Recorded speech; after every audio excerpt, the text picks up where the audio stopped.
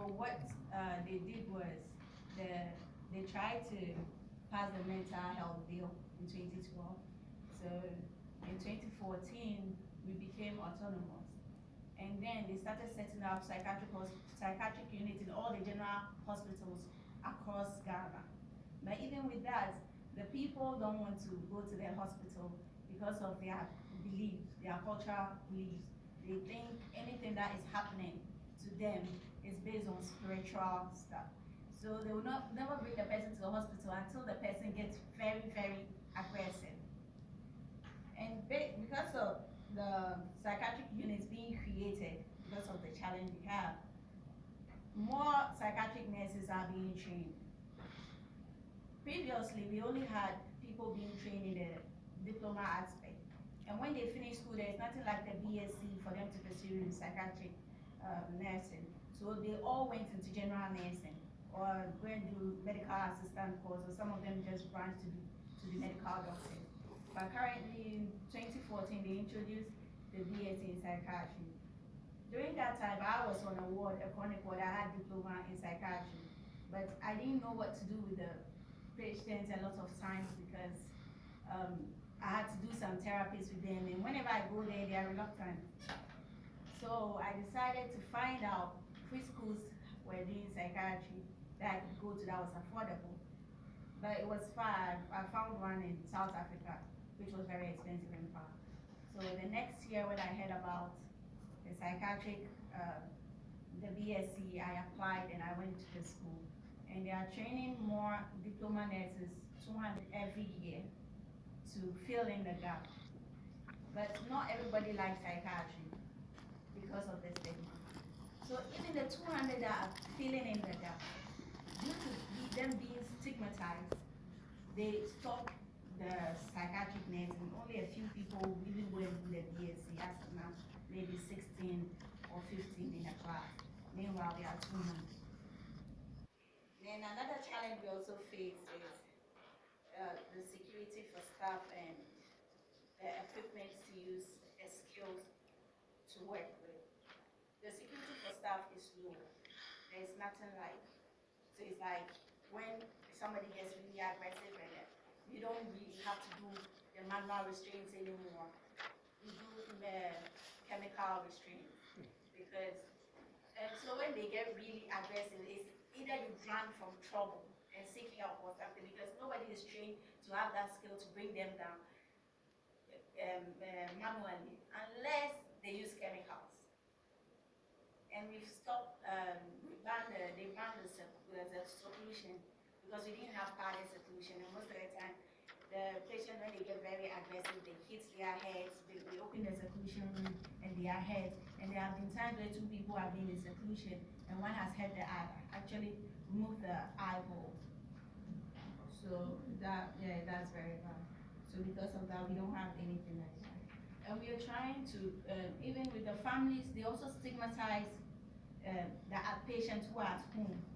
So we are trying to create support, like peer support and family support, so that they understand the concept of mental illness, so that they don't feel it's something that they have to run away from.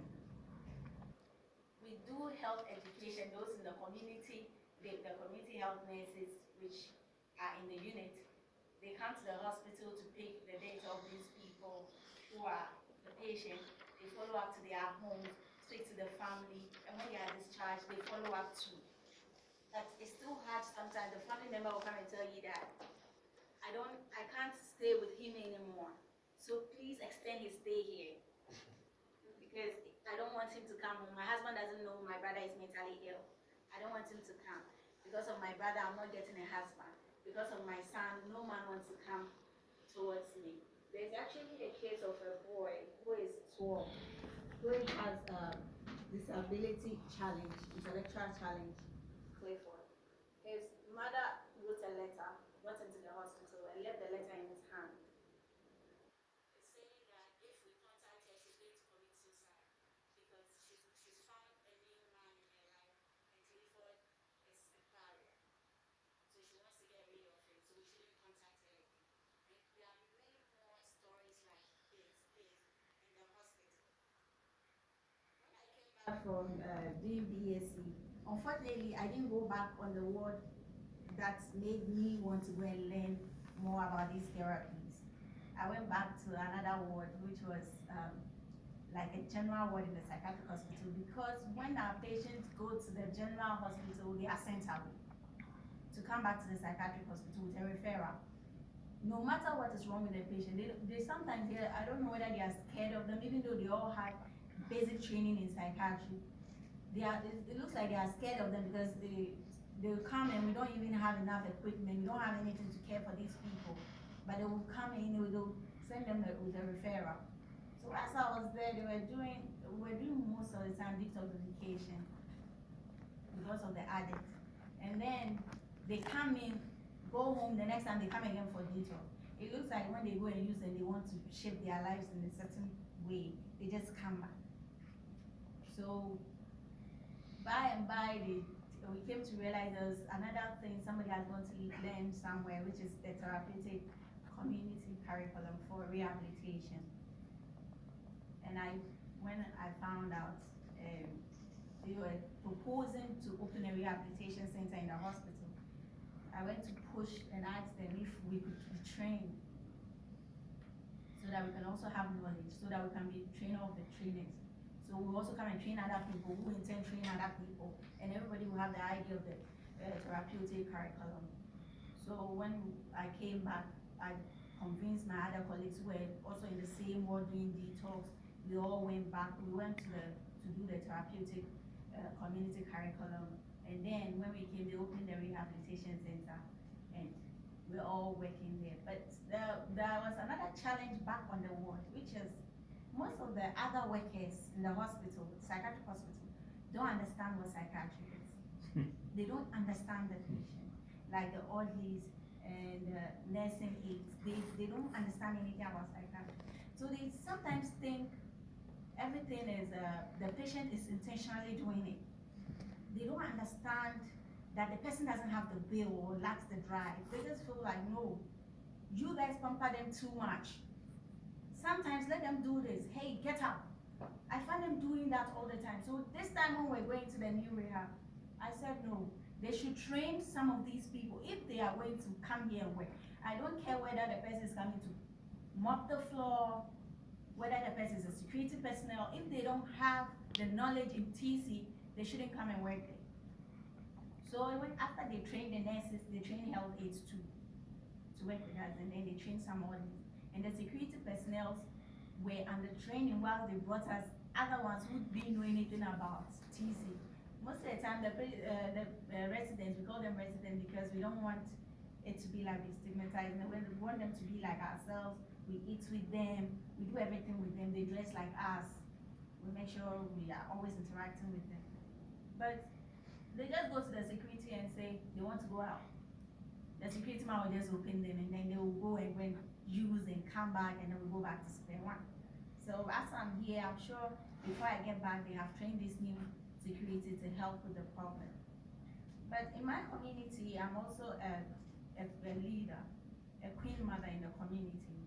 And in my community, is tramadol abuse. The youth are into tramadol abuse. And most of the girls hang around these people, and there's teenage pregnancy too on the side. So I have an NGO which is to support the underprivileged public school students, because they are really underprivileged when it comes to stationery and everything. So I support them. I make sure when I go into the community, I interact with them, and I give them more education on drug abuse, teenage pregnancy, and other mental health conditions.